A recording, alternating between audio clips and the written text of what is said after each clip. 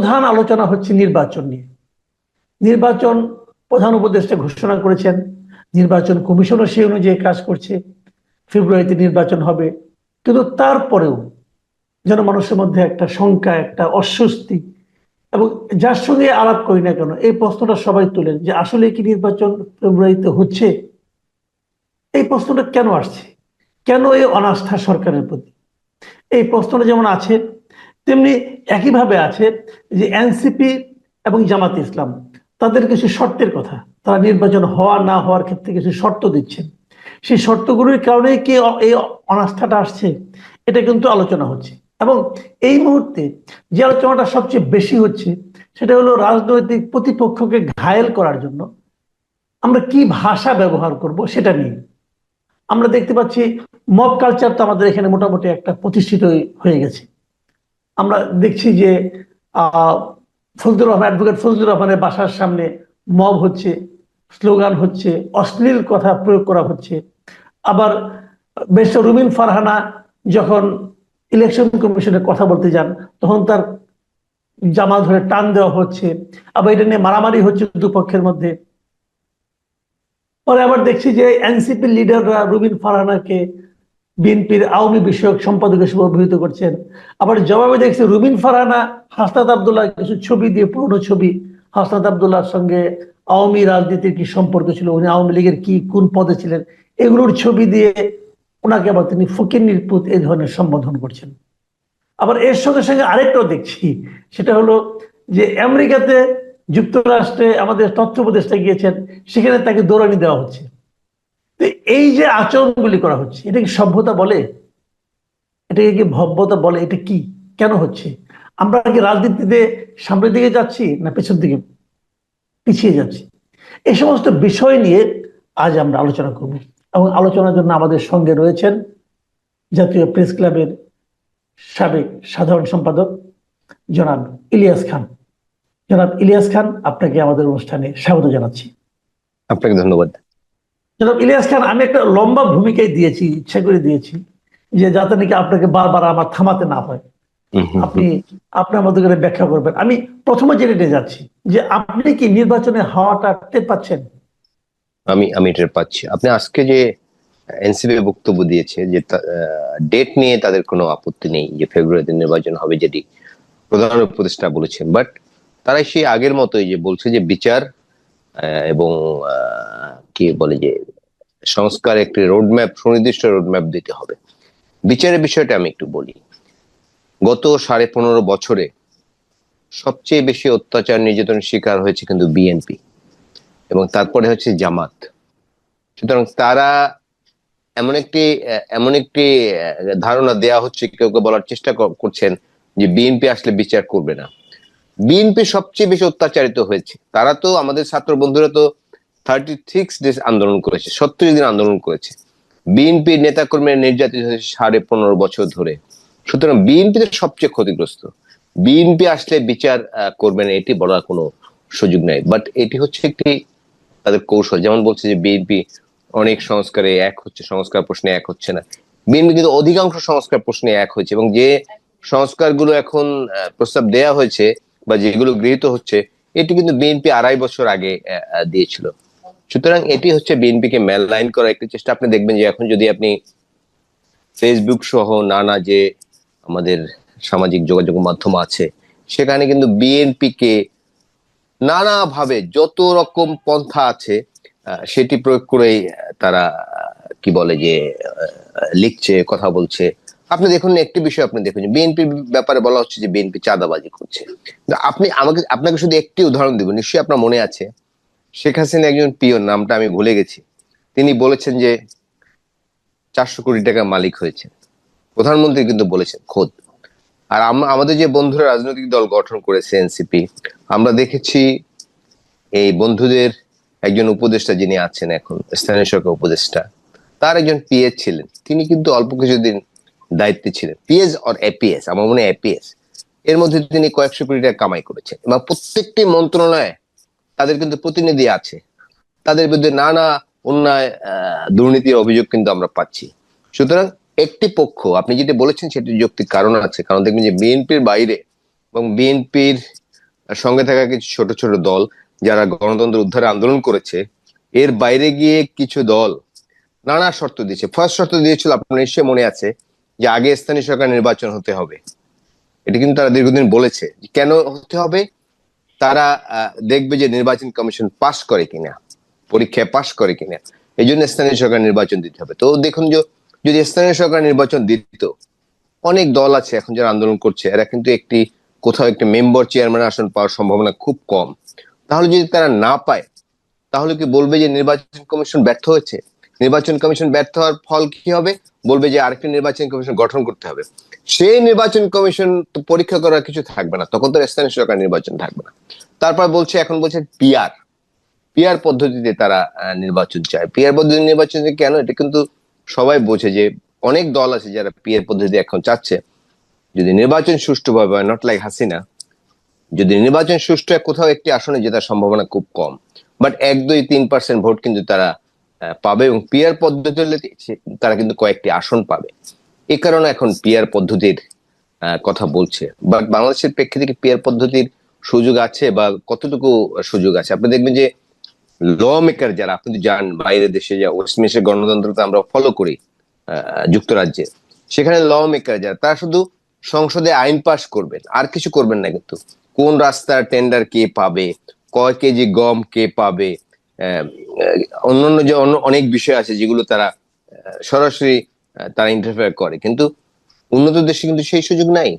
PR পদ্ধতি সেই সব দেশে খাটে। আমাদের দেখুন, আমাদের এই সাবকন্টিনেন্টে শুধু পিআর পদ্ধতি আছে নেপালে। নেপালে কিন্তু কিছুদিন পর পরই সরকার পড়ে যায়, আপনি জানেন। আরেকটা আছে ইসরায়েলে। ইসরায়েলের পিআর পদ্ধতির কুফল কি? আমি এই যে আজকে যে হামাসের সঙ্গে ইসরায়েলের যুদ্ধ হচ্ছে, এটা কিন্তু পিআর পদ্ধতির কারণে। পিআর পদ্ধতির কারণে এইভাবে অনেক ফান্ডামেন্টালিস্ট, পিআর পদ্ধতির কারণে জায়নবাদী অনেক ফান্ডামেন্টালিস্ট, তারা কিন্তু সরকারের অংশ হয়েছে।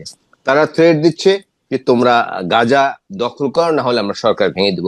তারপরে কিন্তু যুদ্ধটা শুরু হয়েছে। সুতরাং পিআর পদ্ধতি বাংলাদেশে এখনো সেই পরিবেশে। নাম্বার 2, এটি তো আইন থাকতে হবে, আইন পাস করতে হবে, পার্লামেন্টে আইন থাকতে হবে। সেই আইন তো এখনো হয়নি। সুতরাং আমি যদি গায়ের জোরে বলি, যেমন বিচার প্রক্রিয়া বলে, বিচার শেষে যতগুলো মামলা হয়েছে এ পর্যন্ত এই আওয়ামী লীগের পতনের পরে, সেই মামলা নিষ্পত্তি করতে কিন্তু বহুদিন লাগবে। কত বছর লাগে আমরা জানি না। কারণ নিশ্চয়ই আমাদের চোখের সামনে উদাহরণ আছে যে আওয়ামী লীগ যুদ্ধাপরাধীদের বিচার শুরু করেছিল 2009 সালে ক্ষমতা এসেই। তারা কিন্তু তারা কত অ্যাডামেন্ট ছিলেন, মিথ্যা সাক্ষী দিয়ে নানা কিছু করে যুদ্ধাপরাধী ধরে তারা ফাঁসি দেওয়ার নানা চেষ্টা করেছে। তারা কিন্তু সেই তথাকথিত বিচার শেষ করে যেতে পারেনি। সুতরাং বিচার শেষ হলে নির্বাচন হবে, পিআর পদ্ধতি না হলে নির্বাচন হবে না, এগুলো বলার কোনো না না, সুযোগ নেই। তাহলে আমি আমি আমি এখানে একটু থামাই তাহলে। এখানে কয়েকটা জিনিস কিন্তু আমার মনে পাল্টা প্রশ্ন। প্রথমে আপনি বললেন যে আপনি নির্বাচন নিয়ে আশাবাদী, আবার তারপরে বললেন যে বিচার, এখন কয়েকটা দল তো শর্ত হিসেবে বিচার দিয়েছে। তারা বলছে যে এই জুলাই সনদকে বাস্তবায়ন করতে হবে, সংবিধান পরিবর্তন করতে হবে, সংবিধান পরিবর্তন করলে তারপরে তারা নির্বাচন যাবে, আর বিচারটা ওই সময় শেষ হবে না। তাহলে তারা যদি নির্বাচনে অংশ না নেয়, ধরা যাক কথার কথা, হাইপোথেটিক্যালি যদি জামাত নির্বাচনে অংশ না নেয়, যদি এনসিপি নির্বাচনে অংশ না নেয়, তাহলে নির্বাচনটা কিভাবে হবে? এখানে এনসিপি কোনো ফ্যাক্টর না, জামাত একটি ফ্যাক্টর। বাট আমি যতদূর জানি বা আমরা দেখেছি ইতিহাস যদি ঘাটি, জামাত কিন্তু নির্বাচনমুখী দল। তারা কিন্তু সবসময় নির্বাচনে অংশ নিয়েছে। সুতরাং এখন রাজনৈতিক কারণে অনেক কিছু বলছে, বাট তারা তো গণতন্ত্রের জন্য তারাও লড়াই করছে দীর্ঘদিন। তারাও চায় একটা নির্বাচন হোক, আমি এটা মনে করি। কিন্তু রাজনৈতিক ময়দানে তো সারফেস লেভেল থেকে অনেক কথা হয়। এই যেমন এই দাবি থেকে সরে আসছে, যে স্থানীয় সরকারের নির্বাচনের দাবি ছিল, নিশ্চয়ই আপনার মনে আছে, সেই দাবি থেকে কিন্তু জামাত সরে আসছে, এনসিপিও সরে আসছে। অন্যান্য দলও কিছু কিছু দল, যেমন এই চরমনাই পীর সাহেবের যে দল আছে, তারা কিন্তু সারা জীবন আওয়ামী লীগের সঙ্গে ছিল, নিশ্চয়ই আপনার মনে আছে। হঠাৎ করে বরিশালে, আপনার মনে আছে, বরিশাল তাদের মেয়র ক্যান্ডিডেট দাঁড়িয়েছিলেন, মনে হয় পীর সাহেবের। না, অনেকে দুষ্টুমি করে বলেন দান শহীদ, তার দুটি দাঁত ফেলে দিয়েছিল আওয়ামী লীগের নেতা কর্মীরা। এই জন্য এখন তারা আওয়ামী লীগের বিরুদ্ধে গেছে এবং নানা প্রচারণা চালাচ্ছে যাতে নির্বাচন না হয়। বাট গণতন্ত্রপন্থী যে দলগুলো, দিন শেষে তাদের উপলব্ধি, নির্বাচনের কোনো বিকল্প নাই। তো আপনি নির্বাচন না করে দেশ কিভাবে চালাবেন? এই দেশ, আপনি দেখুন 400 বেশি আন্দোলন হয়েছে। এই যে একটি কলেজের ছাত্ররা 5 দিন ঢাকা কলাপস করে রেখেছে, তারা কলেজে ভর্তি হয়েছে, তিতুমির কলেজ ছাত্ররা, তারা রাতারাতি বিশ্ববিদ্যালয়ের ছাত্র হয়ে যেতে চায়, নিশ্চয়ই আপনার মনে আছে, এই নিয়ে তারা আন্দোলন করেছে। এই আমাদের ছোট্ট শহরটির 5 দিন পর্যন্ত তারা কলাপস করে রেখেছে। তারপর দেখুন প্রধান বিচারপতি, প্রধান উপদেষ্টার বাড়ির দেয়াল পর্যন্ত চলে যায় আন্দোলনকারীরা। এবং কোন আন্দোলন হলেই আগে ঢাকার যে সবচেয়ে গুরুত্বপূর্ণ রাস্তা সেটি বন্ধ করতে হবে। আগেও ছিল এগুলি, বাট সাম্প্রতিককালে এই প্রবণতা কিন্তু অনেক বৃদ্ধি পেয়েছে। এইসব কিছু সব নিয়ন্ত্রণের জন্য রাজনৈতিক সরকার দরকার। রাজনৈতিক সরকারের নানা সীমাবদ্ধতা আছে। আপনি 2 নম্বর ধরুন, দেশে কিন্তু কোনো বিনিয়োগ নেই। প্রতি বছর অনেক যুবক কিন্তু শিক্ষা জীবন শেষ করে বেরোচ্ছে, তারা কাজ চায়, কিন্তু এখন কিন্তু কোনো বিনিয়োগ নাই, দেশি বিনিয়োগও নাই, বিদেশি বিনিয়োগও নেই। কারণ তারা দেখতে চায় স্থিতিশীল সরকার। এই সরকার কতদিন আছে এটি কিন্তু অনুমান করাই যায় না। যদি তারা ফেব্রুয়ারি নির্বাচন চলে যায়, বাট যারা বিনিয়োগ করবে তারা কিন্তু এটি চিন্তা করে। আর বিনা ভোটে ক্ষমতায় থাকার খুব সুখকর অভিজ্ঞতা কিন্তু আমাদের নাই। কারণ 2 বছর যারা দেশ চালিয়েছেন বিনা ভোটে, অবস্থা এমন হয়েছে দেশ থেকে পালিয়ে যেতে তার বাধ্য হয়েছে। এই মঈনুদ্দিন, ফখরুদ্দিন সবাই কিন্তু শুনি বিদেশে বার্গার বিক্রি করে, নানা কথা মানুষ বলে। তো এই যে এখন যারা আছেন তারা খুব সম্মানিত ব্যক্তি, এবং এর যিনি প্রধান তিনি শুধু বাংলাদেশে না, বিশ্বব্যাপী একজন সম্মানিত ব্যক্তি। সুতরাং তারা এই ঝুঁকি নেবেন বলে আমি মনে করি। এখন তো নানা কিছু নিয়ে নানা সমালোচনা হচ্ছে, এবং যৌক্তিক সমালোচনা। এখন ধরুন দ্রব্যমূল্য, মানুষ কিন্তু বাজারে যেতে পারে না, পণ্যে হাত দিতে পারে না, এত গরম, এত দাম। সুতরাং এসব যদি নিয়ন্ত্রণ করতে হয়, এসব যদি ঠিক অবস্থানে আনতে হয়, তাহলে কিন্তু একটা রাজনৈতিক সরকার লাগবে। রাজনৈতিক সরকার দেখুন যে আমি বলতে চাচ্ছিলাম। হ্যাঁ জি, বলেন প্লিজ। এই যে স্থানীয় সরকার, যে মেম্বার, চেয়ারম্যান, যে ইউনিয়ন কাউন্সিল আছে, উপজেলা পরিষদ আছে, এগুলো কিন্তু এখন কোথাও কোনো কি বলে যে চেয়ারম্যান বা মেম্বার যারা ছিলেন নির্বাচিত, তারা কিন্তু এখন আসতে পারছেন নির্বাচিত বিনা ভোটের নির্বাচনকে জিতে। এই কারণে কিন্তু গ্রামের সাধারণ মানুষের নানা ধরনের সংকট হচ্ছে, নানা সমস্যা পড়তে হচ্ছে। চারিত্রিক সার্টিফিকেট, আরো ইউনিয়ন কাউন্সিল তো এখন অনেক কিছু হয়, সেগুলো থেকে বঞ্চিত হচ্ছে। এই সুতরাং নির্বাচন দিয়ে একটি সরকার, একটি নির্বাচিত সরকার আসলে, স্থানীয় সরকার নির্বাচন দিয়ে প্রকৃত প্রতিনিধি, নট লাইক আওয়ামী লীগের প্রতিনিধি, বিনা ভোটে শুধু আমি টাকা দিয়ে নেতাকে ম্যানেজ করলাম, নেতা আমাকে প্রতীক এনে দিলেন এবং আমি নির্বাচন জিতে, কোনো ভোট টোট কিছু নেই, এরকম না। যদি প্রকৃত জনপ্রতিনিধি নির্বাচন হয়ে আসে, তাহলে কিন্তু আমাদের অনেকগুলো সংকট কেটে যাবে। আচ্ছা, আমি এই যে প্রসঙ্গটা নিয়ে আজকে খুব আলোচনা হচ্ছে, এই যে রাজনীতির ভাষা, পরস্পরকে বুলিং করার যে একটা টেন্ডেন্সি, তো এই বিষয়টা আমাদের রাজনীতির জন্য কি ইতিবাচক কোনো ইঙ্গিত বহন করছে?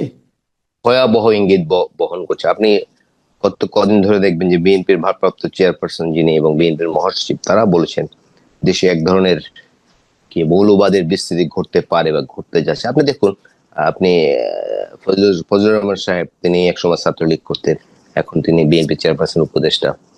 তিনি মুক্তিযুদ্ধের প্রশ্নে অনেক কথা বলছেন। কারণ আমরা এই জেনারেশনের দিকে মহিউদ্দিন জাহাঙ্গীরকে বলা হয় দেশদ্রোহী, আর পাকিস্তানে যিনি মারা গেছেন, আপনি প্রজন্মটিকে বুঝতে পারবেন কিন্তু যে তাদের মেন্টাল মেকআপটা কেমন, অনেক বুঝতে পারবেন। তো তিনি বলেছেন মুক্তিযুদ্ধের প্রশ্নে অনেক কথা বলেছেন, হয়তো ফাঁকে 2-1টি কথা এই যারা আন্দোলন করেছে, যারা এই শুধু 70 দিন আন্দোলন করে পুরো ক্রেডিট নিতে চায়, তাদের ব্যাপারে অনেক কথা বলেছেন তিনি। এই জন্য তার বাড়ি গিয়ে মব সৃষ্টি করতে পারে। তিনি একজন বয়োজ্যেষ্ঠ মানুষ, হি ইজ মোর দ্যান 75, এটা তো একটা সম্মানও আছে, তিনি একজন মুক্তিযোদ্ধা। এখন যদি আমার সব ক্ষোভ মুক্তিযুদ্ধের উপর গিয়ে পড়ে, তাহলে তো হবে না। যেমন ঢাকা বিশ্ববিদ্যালয়, আজকে আমি ঢাকা বিশ্ববিদ্যালয় ধন্যবাদ দিতে চাই, নির্বাচন যিনি রিটার্নিং কর্মকর্তা, তিনি বলেছেন মুক্তিযুদ্ধের ইতিহাস কোন ব্যক্তি সম্পর্কে কোনো ধরনের মন্তব্য করতে পারবেন। আপনি দেখুন ঢাকা বিশ্ববিদ্যালয় রাতে সাধারণ ছাত্রের ব্যানারে মিছিল করে তারেক রহমান, এমন সব নিশ্চয় আপনি ঢাকা বিশ্ববিদ্যালয় ছাত্র, আমিও ঢাকা বিশ্ববিদ্যালয়ের ছাত্র, আমরা দেখেছি ঢাকা বিশ্ববিদ্যালয় কেমন চলেছে। এখন দেখুন সাধারণ ছাত্রের ব্যানারে, ছাত্রছাত্রীর ব্যানারে রাতে নেমে যায়, আপত্তিকের ভাষায় মানুষকে গালাগালি করা হয়। এই যে ফজলুর রহমান সাহেবকে চিন্তা করুন, তিনি প্রাণ ভয়ে সাংবাদিক সম্মেলন করেছেন, তিনি প্রাণ নাশের হুমকি পাচ্ছেন, শুধু দেশ থেকে না বিদেশ থেকে। এটা তো আমাদের মুক্তিযুদ্ধের চেতনা না। এখন যদি মুক্তিযুদ্ধের পক্ষে কথা বলা হচ্ছে যে ফ্যাসিস্টের দোষর। আপনি লক্ষ্য করবেন অনেকে কিন্তু এটা বলার চেষ্টা করে। সুতরাং এই প্রবণতা থেকে বেরিয়ে আসতে হবে। এই একটি জেনারেশন, আমি অত্যন্ত দুর্ভাগ্যজনক ভাবে, আমি কেন জানি না, তারা কেমন, আপনি পোস্ট গুলো দেখবেন, কোন সংহতির বিষয় তাদের মধ্যে নেই। বিরোধ কিভাবে দেখুন, এক স্বৈরাচারকে বহু কষ্ট করে আমরা বিদায় দিয়েছি, এখন এক ধরনের স্বৈরাচার হয়েছে, আমি যা ভাববো এটাই চূড়ান্ত, এর বাইরে আর কোনো কথা, এটা তো এক ধরনের ফ্যাসিস্ট আচরণ, তাই না? এগুলো কিন্তু হচ্ছে এখন। এসব দমন করতে হলে আমার কালচারালি চেঞ্জ দরকার। একটু জেনারেশন কিন্তু কালচারালি খুব উইক হয়ে গেছে, তাদের কি বলে, তাদের নিশ্চয়ই আপনি ওই খালেদ হোসেনের বই আছে কাটরে আনার, এই যে আফগানিস্তানে কিভাবে জি, জি, জি। আস্তে আস্তে আস্তে তালেবানরা ক্ষমতায় আসছে, কি হুম, তারা করছে। আমরা তো অনেকে শঙ্কা প্রকাশ করছে বাংলাদেশ সেদিকে হুম। যাচ্ছে কিনা, বাট আমরা চাই। না, একটা জিনিস আপনি খেয়াল করবেন, এটা কিন্তু আমি আসলে অন্য দিকেও দেখছি। না, আপনি যে ঐক্যের কথা বললেন, জাতীয় ঐক্যের কথা, এটা আমি সবসময় বলি যে জাতীয় ঐক্য ছাড়া কিন্তু জাতীয় অগ্রসর হতে পারে না। কিন্তু জি। এখন কি সেই বাস্তবতাটা আমি আমি ব্যক্তিগতভাবে খুবই আশা করেছিলাম ডক্টর ইউনূসের মাধ্যমে আমরা সেই জাতীয় ঐক্যটা আমরা করতে পারবো। কিন্তু আমার কাছে মনে হচ্ছে যে না, আমরা সেটা আসলে অনেক দূরের ব্যাপার হয়ে যাচ্ছে।